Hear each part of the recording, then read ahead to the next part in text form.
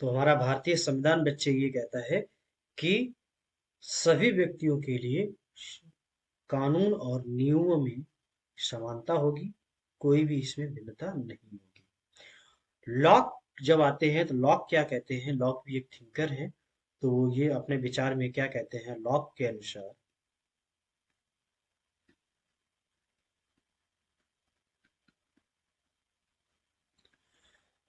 अनुसार अगर बात करें तो प्रकृति ने सभी मनुष्यों को समान व स्वतंत्र पैदा किया है। लॉक ये कहते हैं कि प्रकृति के अनुसार, ये हमारी प्रकृति ने सभी व्यक्तियों को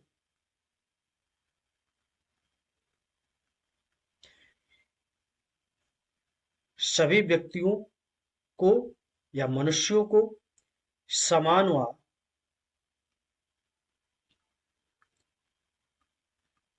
स्वतंत्र पैदा किया है।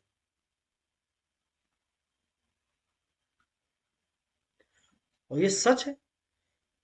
प्रकृति के अनुसार प्रकृति किसी के साथ भेदभाव नहीं कर रही है। ऐसा वो नहीं कह रही है कि आप यहां से जाएंगे तो ये इस समाज में प्रकृति क्या है। प्रकृति अपने नियमों के साथ कभी भी छेड़छाड़ नहीं करता है। अगर हम प्रकृति के नियमों के साथ छेड़छाड़ करते हैं तो उसका नतीजा हम सभी जानते हैं कि उसका नतीजा क्या होता है। ठीक है, मान लीजिएगा कि प्रकृति ने हमें जीवन दान दिया और हम अपने जीवन के साथ छेड़छाड़ करने का मतलब हम गलत कार्य करते हैं, जैसे नशा करना या मारकूट करना, ठीक है ना, सुसाइड करना। तो ये क्या है कि हम ये प्रकृति ने हमको बनाया, ठीक है ना, या और उनके नियमों से हम छेड़छाड़ कर रहे हैं। वृक्ष लगा हुआ है, हरे वृक्षों को हम काट रहे होते हैं, जिससे क्या होता है, हमारा जो एटमॉस्फेयर होता है बच्चे, वो क्या होता है, दूषित होता जा रहा है। ठीक है ना, इतना प्रदूषित होता जा रहा है, प्रदूषण होता जा रहा है। क्यों? क्योंकि हम प्रकृति के नियमों के अनुसार छेड़छाड़ कर रहे होते हैं। तो प्रकृति जो होती है वो कभी किसी के साथ अनइक्वलिटी नहीं करती है। प्रकृति सभी व्यक्ति के या सभी समाज के वर्ग के लोगों के साथ इक्वलिटी का बर्ताव करती है। ठीक है, तो लॉक अपने विचार में ये कहते हैं कि सभी व्यक्ति समान व स्वतंत्र पैदा होते हैं। कोई व्यक्ति किसी दूसरे व्यक्ति के जीवन और स्वास्थ्य तथा संपत्ति की को क्षति नहीं पहुंचा सकता है। लॉक ये कहते हैं कि हम समान हैं, लेकिन हम इस चीज के लिए स्वतंत्र नहीं है कि हम पर्टिकुलर किसी भी व्यक्ति के जीवन में या उसके स्वास्थ्य में या उसकी संपत्ति में छेड़छाड़ करें। इसके लिए हम स्वतंत्र नहीं हैं, ये लॉक कहते हैं। अमेरिकी घोषणा पत्र में ये कहा गया अमेरिकी घोषणा पत्र में ये कहा गया कि सभी लोग जन्म से समान होते हैं। और ये बात सही है। और निर्माता ने सभी मनुष्यों को समान अधिकार दिए हैं। ये देखिए, हर विचार जो अपने थिंकर्स ने दिए हैं, उनको वर्तमान में अगर हम उनको देखें तो वो हम समझ पा रहे हैं कि हम क्या उसमें कर सकते हैं। क्या हम इस चीज को छेड़छाड़ कर सकते हैं? नहीं कर सकते हैं। ठीक है, समानता का मतलब ये होता है कि हम समाज के जो व्यक्ति हैं विचारों में समानता कर सकते हैं, लेकिन उनके संपत्ति पर या उनके स्वास्थ्य पर हानि पहुंचाने की स्वतंत्रता हमारे पास नहीं है। ठीक है। तो उसी प्रकार से अमेरिका घोषणा पत्र में ये कहा गया, किसमें कहा गया बच्चे? सॉरी, अमेरिका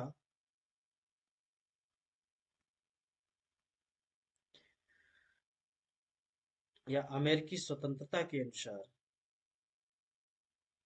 एक मिनट बच्चे,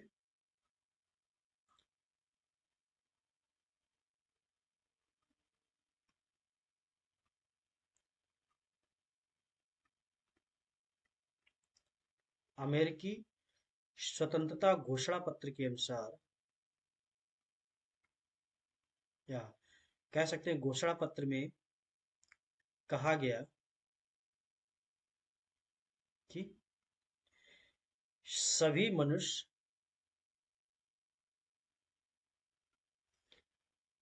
सभी मनुष्य लोग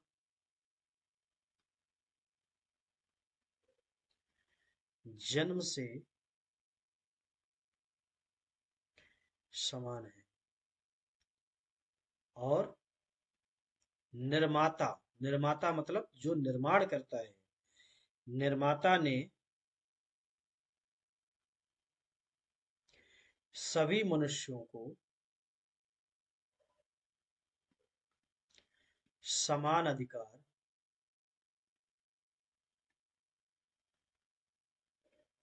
दिया।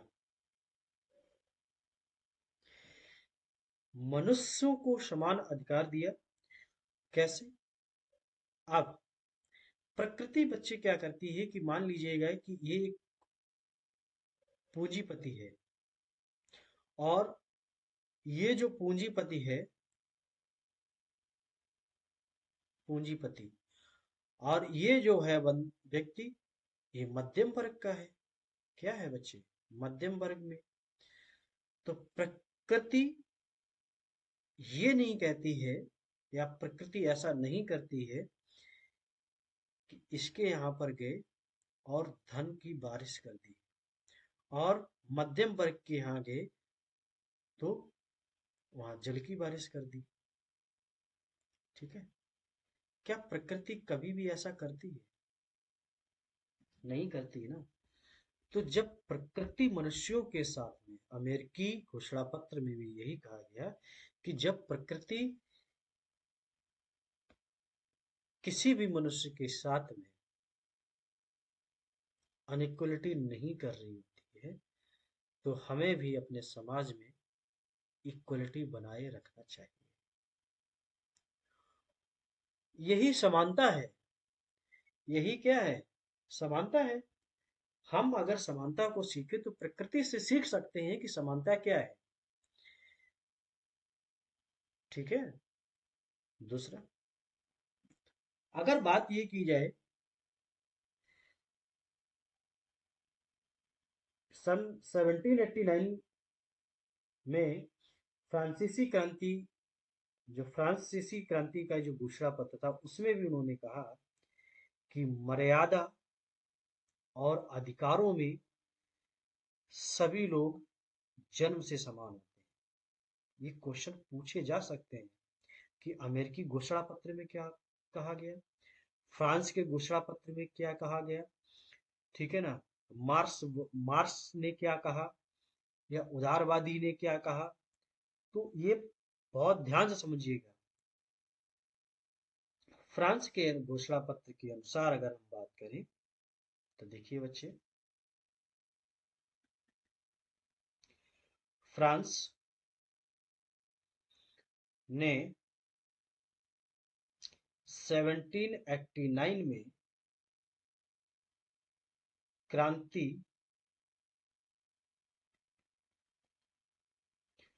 घोषणा पत्र में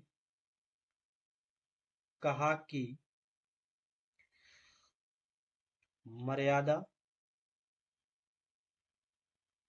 और अधिकार अधिकारों में सभी लोग जन्म से स्वतंत्र। तो बच्चे, फ्रांस ने 1789 में क्या कहा?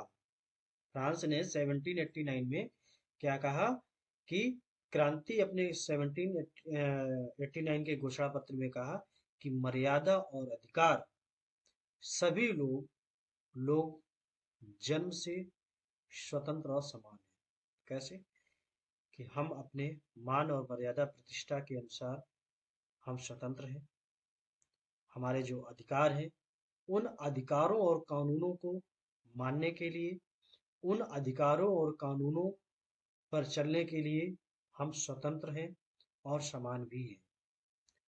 अगर सरकार हमारे लिए मतदान प्रणाली बनाती है, ठीक है ना, चाहे हम पूंजीवाद हो, चाहे हम मध्यवर्गीय लोग हों या निम्न स्तर के लोग हों, हर व्यक्ति को मतदान देने का अधिकार दिया गया है। और उस मतदान में ये समानता दी गई है कि देखिए, बहुत ध्यान से समझिएगा। समानता ये दी गई है कि उसी पोलिंग बूथ पर जहाँ पर वोट पड़ रहे होते हैं, तो वहां पर समानता ये होती है कि चाहे पीएम हो, ठीक है ना, चाहे कोई भी बड़ा अधिकारी हो, ठीक है ना, हर किसी को मतदान देने का समान अधिकार दिया गया है। समानता होगी।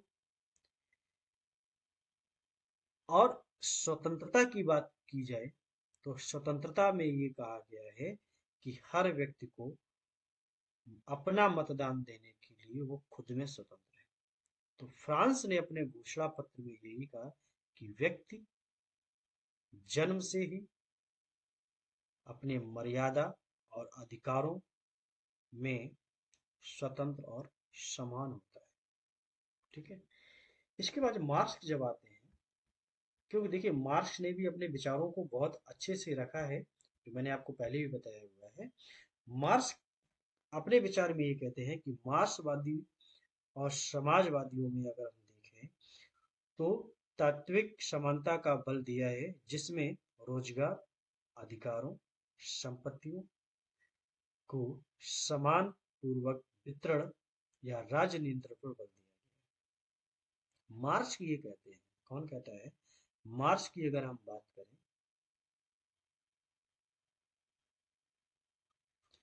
मार्क्स की अगर हम बात करें तो मार्क्स अपने विचार में ये कहते हैं कि समानता हम समानता ऐसी होनी चाहिए, या समानता पर अगर फोकस किया जाए तो वो इस प्रकार फोकस किया जाए जिसमें लोगों को रोजगार